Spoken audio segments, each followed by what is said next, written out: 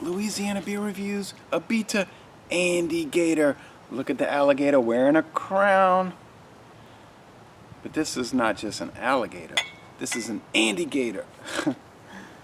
Whatever that's supposed to be. Well, what it is in the bottle is a Helles Doppelbock. 10% alcohol. Helles, bright, Doppelbock, double bock, goat, double goat beer. A regular bock, 5.5, 6% will kick you. A double goat beer will really kick you. Now they have the dark, the red box, the dunkel box, like Birra Moretti La Rosa, the red, or Polana Salvatore. And then you got the Helles, the bright, like this one, and the super deluxe exemplary Doppelbock, the Santa Claus Helles. 14%, it's bright.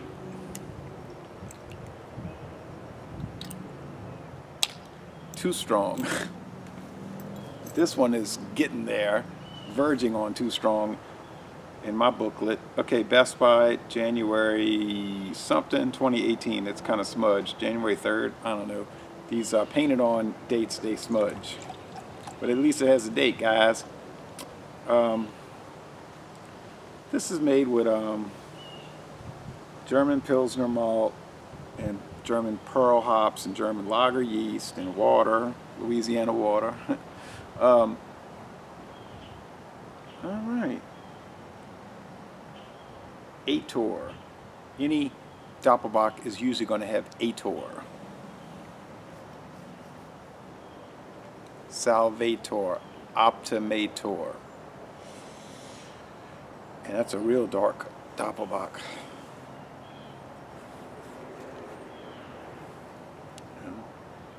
Andygator. All right. It's golden, all right. The head isn't too thick. That usually is the case with this beer. And they're showing the same exact type glass on the Abita website. It's almost like they went to Dollar Tree and bought this glass. Only the finest Chinese glass with the choicest lead, probably. All right, anyway.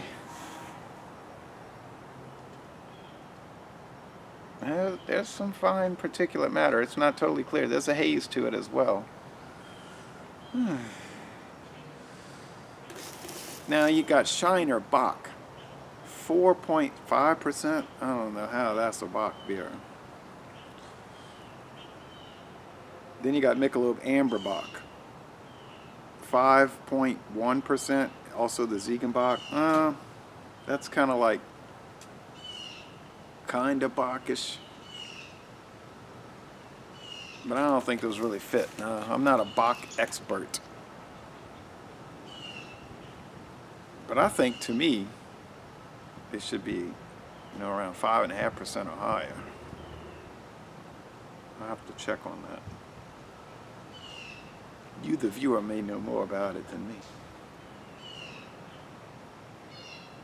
And then that Santa Claus series, that 14%, that's very much non-standard.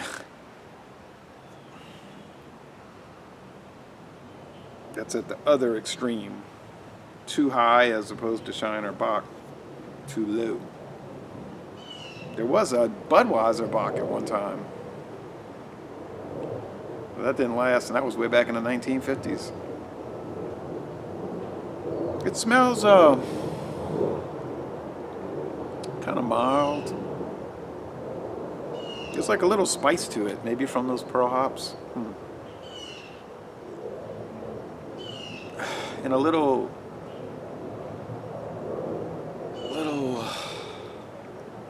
fermented grain zing in the nose.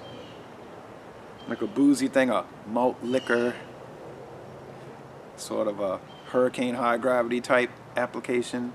But this one doesn't have any maltose or dextrose, any corn syrup filler.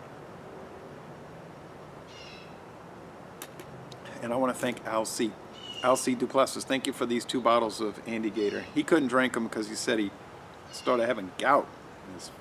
It was making his feet hurt bad, and that the beer would exasperate it. felt bad about giving them up because he wanted to drink them. He enjoys them, but he says it's not worth the torment from the pain. So I appreciate it. So thank you, Elsie, for these 2 beers. He's probably not watching it. I have many friends that know that I make the videos, but they don't really watch them. It's like, you know, most, I shouldn't even say like quote unquote normal, most people, the average person does not watch beer reviews. Come on, you fly. Now the flies, they're attracted to these. Now you even get a hurricane high grade with the adjunct. The flies, they're not as picky. But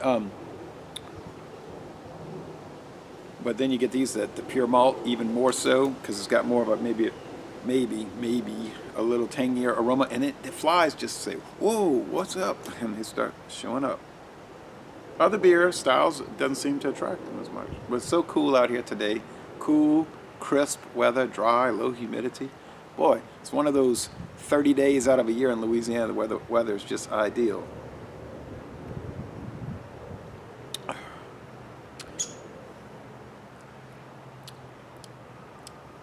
Sweet and a little sourdough and some bread, white bread crust, okay? So that's from that barley malt. And bitterness is not playing any kind of factor here really, except for rounding.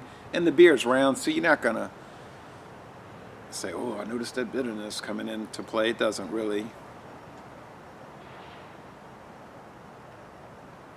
It's just that it's heavy, right? It's heavy bodied, like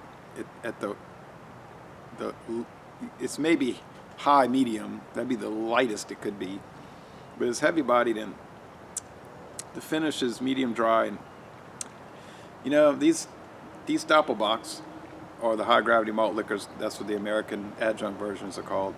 I mean, the taste is good. I always will say, "Oh yeah, it tastes good," but it's just, to me, it's too heavy. It's like you're eating the beer more than drinking it. And so I'm always thinking like, "Oh, I'm gonna have to get through that beer," you know. So to me, that's a sign that you may not like a product when you're thinking about, "Well, let me get it over with." That might be an indication that you don't really like it. But I don't think it's an indication that the product is bad. It's just like, you don't like the style, right? Other people like this heavy body stuff. I don't know a whole lot of people that. Andygator has a following, okay? It sells well, $10.99 a 6-pack at Matherns, and Winn-Dixie sells at Walmart. Everybody sells it. It's got its place. Abita Amber is more popular, and the Abita flavored, I don't know if this thing is lined up. The Abita flavored beers are popular. You know, they're strawberry, the pecan, all of that. And they're bombers, you know, specialty beers, a little, like more craft-oriented craft beers have their following. So, yeah, I mean,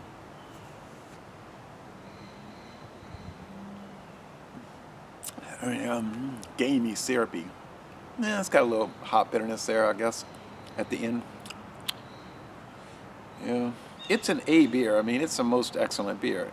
Don't let me discourage you. And the Polaner is most excellent. And the Optimator, they're just so heavy. I was drinking that Optimator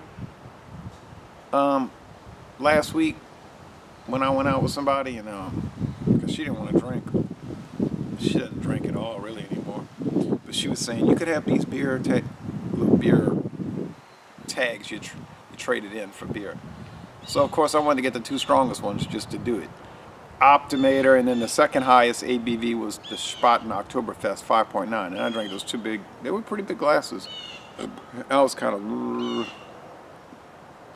but by the time I went to drive home, it had passed. Ate some of that German bread and a little bit of her sausage that she didn't finish, but I was thinking, you know, while I was drinking them, I was saying, while I was having conversation, but I was thinking to myself, I don't know, these are just too strong. I should have gotten the lighter ones, the 2 lightest things on the menu, really. I guess I just prefer lighter beers. I'm becoming a light beer person.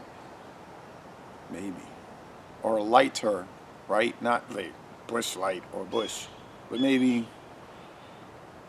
Abita Amber, Budweiser, a little High Life, Yingling. I don't know. I mean, I used to buy 12 packs of Hurricane High Gravity, like 12 packs, and just drank them, you know. But I started at kind of the end of doing that. I was thinking, oh, it's just too chewy. I don't know how you feel about it. Huh?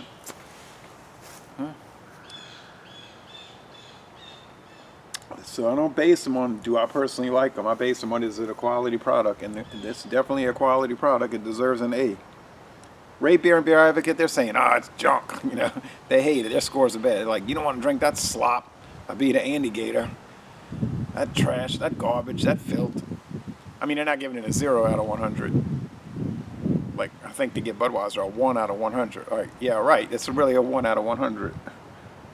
But they're giving it like a 25 or, what is it? One of them, a 13. Some kind of really low score.